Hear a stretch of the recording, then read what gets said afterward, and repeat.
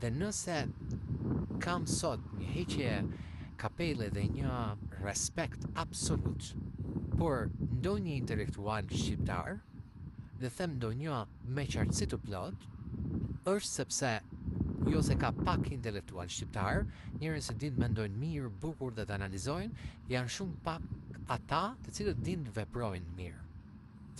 Dhe kjo i ka munguar Shqipërisë, dhe kjo i mungon Shqipërisë, dhe kjo ja ka bërë gropur Shqipërisë, fakti që më të mirët e vetë, ata që dinë të mendojnë, kanë vendosur të mos veprojnë.